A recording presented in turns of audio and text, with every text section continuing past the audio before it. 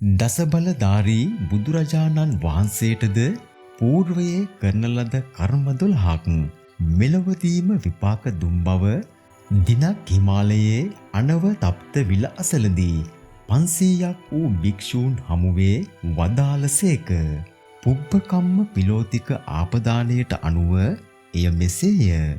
පළමුවන කර්මය නම් සුන්දරී නම් පරිබ්‍රාජිකාවක් භාග්‍යවතුන් වහන්සේ වැඩ සිටි විහාරයට නිතර නිතර යන්න එන්න වුණා. ඒ හේතුවෙන් උන් වහන්සේට විශාල අපවාදයකට මුහුණ දෙන්න සිදු වුණා. ඊට හේතු වූයේ භාග්‍යවතුන් වහන්සේ පෙර මූණලී දූර්තකව ඉපිද සිටියදී සරබනම් පසේබුදු රජාණන් වහන්සේ නමකට කළ දෝෂාරෝපණයයි. දෙවැනි කර්මය නම් අප භාග්‍යවතුන් වහන්සේ මහා ජනකායක් මැද්දේ වැඩ සිටිනා විට බඩදරු මවකගේ වෙස්ගත් චින්චී නම් මානවිකාවක් ඇවිත් සිය ගැබට වගකිව යුත්තේ තමන් වහන්සේ බව කියා අප වාදයකටපත් කරා. ඊට හේතු වූයේ සාරා සංකේය කල්ප ලක්ෂයකට පෙර ලොව පාල වූ සම්බාබිබූ නම් භාග්‍යවතුන් වහන්සේගේ නන්ද නම් ශ්‍රාවකයන් වහන්සේට කාම භෝගියා කියා දොස් නගන්නට වීමයි. ඒ හේතුවෙන් සසර බොහෝ දුකකටද උන් වහන්සේට පත්වන්න වුණා. තුන්වැනි කර්මය නම් සුන්දරී නම් පරිබ්‍රාජිකාව මරා මල්ලසුනක් ළඟ වලලා දමා භාග්‍යවතුන් වහන්සේ ඇය දූෂණය කොට මරා සංගවන ලද්දේයයි දින 7ක් පුරා පැවති දෝෂාරෝපණයකට උන් වහන්සේට මුහුණ දෙන්නට වුණා. දින 7න් පසුව සත්‍ය හෙළි වූ නමුත් මේ නින්දාවට හේතු වූයේ පෙර බීම නම් ඍෂීන් වහන්සේට බැනවැදීමයි. හතරවෙනි කර්මය නම් ගිජුකුළු පව්ව අසලදී අප භාග්‍යවතුන් වහන්සේගේ ශීර්ෂයට දෙව්දත් තෙරුන් ගලක් පෙරලන්නට වුණා. ඊට හේතු වූයේ මහා බෝසතාණන් වහන්සේ පෙර වස්තු ලෝභය නිසා තම සොහොයුරා කන්දකින් පහළට තල්ලු කර ගලකින්ද පෙලා මරා දැමීමයි. ඒ හේතුවෙන් සසර බොහෝ දුකකටද පත්වෙන්නට වුණා. පස්වැනි කර්මය නම් බෝසතුන් දිනක් කුඩා ළමයෙකුව ඉපිද සිටියදී පසේ බුදු කෙනෙකුන් දැක ගලකින් ගැසුවා.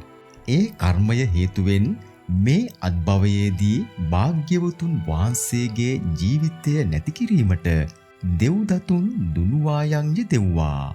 හයවෙනි කර්මය නම් දිනක් භාග්‍යවතුන් වහන්සේ පිඬුසිඟා වඩින විට තමන් වහන්සේ ඝාතනය කිරීමට රාකල සොලසක් බීමත් වූ නාලාගිරි නම් ඇතෙක් ඉදිරියට ආවා. ඊට හේතු වූ කර්මය නම් පෙර බෝසතුන් ඇත්ගොව්වකුව ඉපිද සිටියදී පසේ බුදු කෙනෙකුන් වඩිනා බව දැක දූෂිත සිතින් මැරීම සඳහා සිය ඇතා මෙහෙයවීමයි. සත්වෙනි කර්මය නම් භාග්‍යවතුන් වහන්සේගේ ශීර්ෂයට දෙව්දතුන් ගලක් පෙරළුවා. පෙර පිරූ පාරමී බලයෙන් මහා ගලක් ඉබේම මතුවී ඒ ගල වැටීමට නොදී රඳවා ගත්තා. නමුත් ඉන් ගල් පතුරක් ගැලවී අවුත් ශ්‍රී පතුලේ ගැටි මාපට ඇඟිල්ල තැලී ලේ කැටි ගැසුණා. ජීවක වෛද්‍යතුමා ශ්‍රී පතුල පලා ලේ අස් කරන්නට වුණා. මෙසේ ශ්‍රී පතුල පලන ලද්දේ පෙර පෘථුවීශ්වර රජව සිටියදී මිනිසෙකුව මරවන ලද පවින්ය. අටවන කර්මය නම් භාග්‍යවතුන් වහන්සේට තිබුණා සුව නොවන හිසේ ආබාධයක්. ඊට හේතු වූ කර්මය උනේ බෝසතාණන් වහන්සේ පෙර කෙවුල් පවුලක ඉපිද සිටියදී තම ඥාතීන් බොහෝ මාළු ගොඩ දමා තිබෙනවා දැක ඒ අනුව සතුටු සිත් පහල කර ගැනීමේ පාපය නිසයි. එදා ඒ මසුන් මැරු සියලුම ඥාතීන් මේ දිවියේ ඥාතීන් වී ඉපදුනා.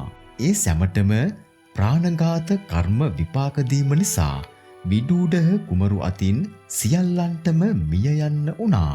නවවෙනි කර්මය නම් තුන් ලෝකය පුරා පැතිරුණු දායක උපස්ථායක ශ්‍රාවක ශ්‍රාවිකා පිරිසක් ඇති අප භාග්‍යවතුන් වහන්සේට 12 වන වස් කාලයේ එක් බත් ඇටයකුදු නොලැබී ගියා. අශ්වයන්ට දෙන යවහල් වළඳලා ජීවත් වෙන්න සිදු වුණා. මෙසේ වීමට හේතුව පෙර පුස්ස නම් බුදුරජාණන් වහන්සේට ඔබ වහන්සේ මේ ප්‍රනීත ඇල්හාල් වළඳනවාට වඩා හොඳයි යවහල් වැළඳුවා නම් කියා දොස් නැගූ පාපයයි. දසවන කර්මය නම් අප සුගතයන් වහන්සේට සුව නොවන කොන්දේ ආබාධයක් තිබුණා. ධර්ම දේශනා කරන අවස්ථාවල එය හැදුන විටදී සැරියුත් හිමිට දම් දෙසුම පවරා විවේක ගැනීමට වඩින බවද සඳහන් වෙනවා. මෙයට හේතුව නම් පෙර මල්ලව පොර අල්ලන යෝධයෙකුව ඉපිද සිටියදී විරුද්ධවාදී මල්ලව පොර කරුවාගේ කොන්ද කැඩූ පාපයයි. 11 වන කර්මය නම් අප භාග්‍යවතුන් වහන්සේට වැළඳුණු ලෝහිත පක්ඛන්තිකා හෙවත් ලේ අතිසාරය නැමැති රෝගයක් තිබුණා. ඊට හේතුව නම් පෙර වෛද්‍යවරයෙකුව ඉපිද සිටියදී සිටුවරයෙකුට බෙහෙත් කළා. ඔහු නියමිත මුදල ගෙව්වේ නැහැ. පසුව විරේක බෙහෙතක් දුන්නා. ඒ නිසා ඔහුට ලේත් සමග විරේක වෙන්න වුණා. සිටුවරයා බිය වී නියමිත මුදල් ගෙවූ කල නැවත සනීප කළා. නමුත් කළ කර්මය උන්වහන්සේට පළ දුන්නා.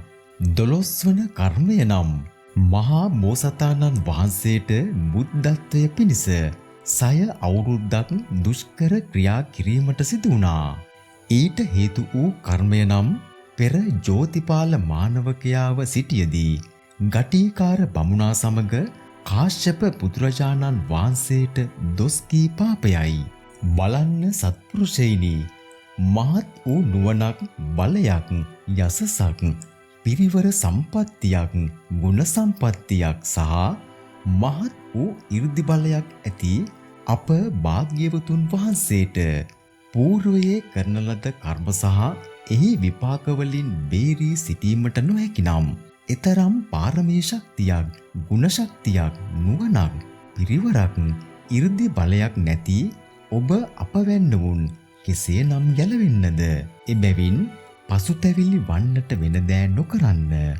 කිසිම දිනක කාහටවත් දුකක්, පීඩාවක්, සිත් තැවුලක් ඇති නොකරන්න.